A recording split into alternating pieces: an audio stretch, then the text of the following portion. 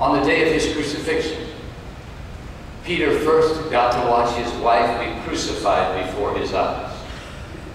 It was said that as she passed by on her way to the gallows, he called her by name and said, "Remember the Lord." Then at the end, Peter used his mouth to bring great honor to the Master, begging to be crucified upside down rather than to be crucified as Jesus had been.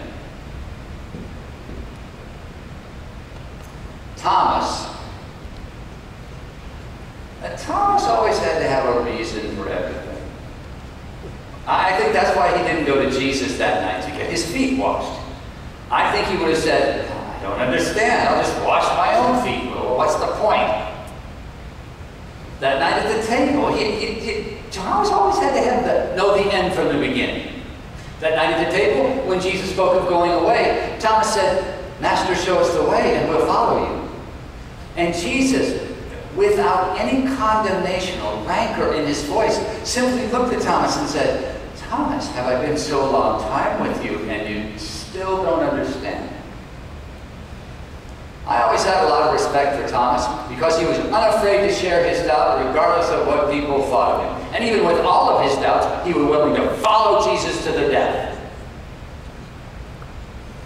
After the resurrection, Thomas said, "I'll have to see the nail prints in his hand and put my finger in the wound in his side before I believe."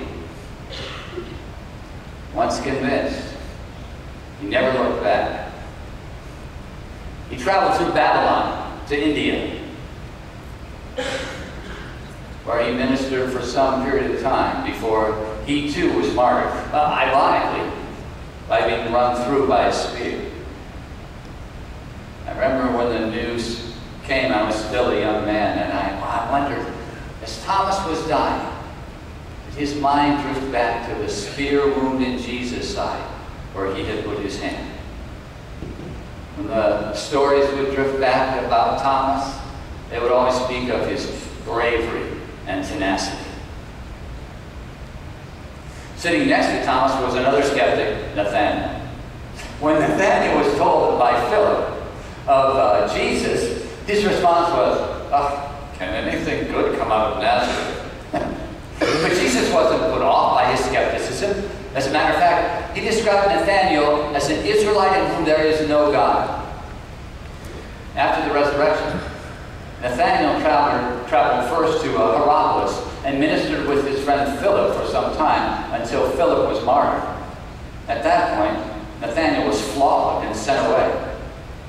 He arrived in Armenia just after the death of Thaddeus. So he just picked up the work that Mama's boy had started.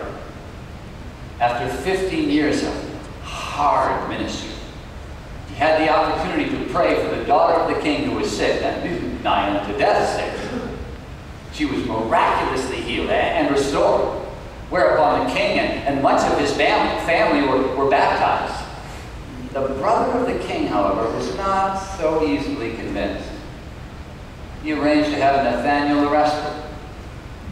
Nathanael was skinned alive and crucified upside down in agony.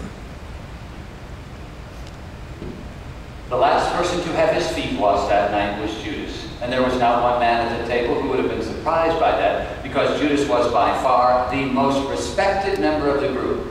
For starters, Jesus entrusted Judas with a common purse. And there was this feeling that if Jesus entrusted Judas with all their money, he was above reproach and above suspicion. After the crucifixion, it seemed apparent that Judas had never really been part of the group. But that night at the table, when Jesus spoke of his betrayal, I could see it on every man's face. Every man wondering, could it be me? Not one person wondered, could it be Judas? There were only two people who knew of his treachery that night: Jesus and Judas himself. One of you seated here will betray me.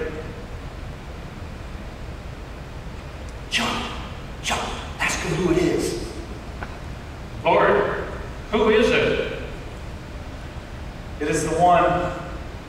this piece of bread to?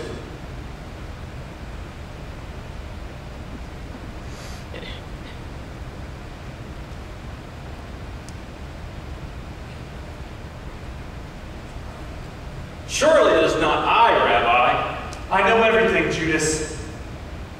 But Rabbi, there's nothing to know. What is in the bag? There are coins in the bag. Is there enough to do what is needed? What is needed? What do you mean, Master? Judas, do you have the 30 pieces of silver? 30 pieces of silver? Whatever you're about to do quickly.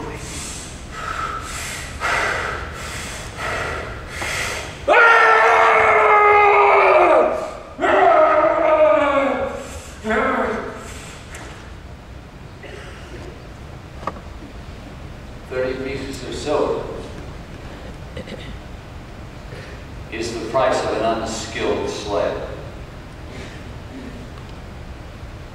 It is the price that Judas agreed to for betraying Jesus. Even now, when my mind's eye drifts back to that scene, it's like I become a little boy again. Because this fear gripped me. At that moment, in that idling, Judas changed.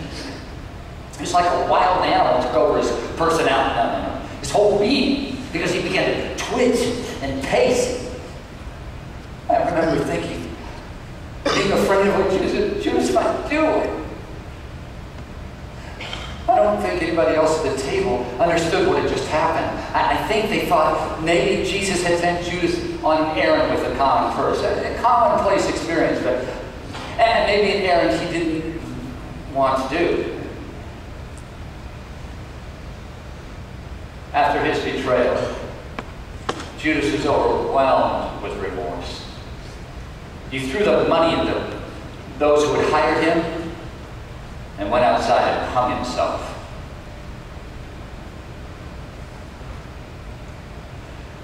I very much wanted to eat this Passover meal with you before I suffer. I tell you, I will not eat of it again until I see you all in the kingdom of God.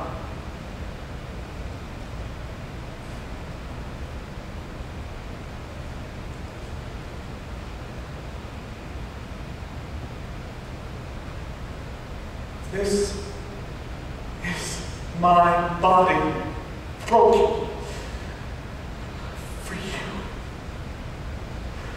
When you eat it, remember me.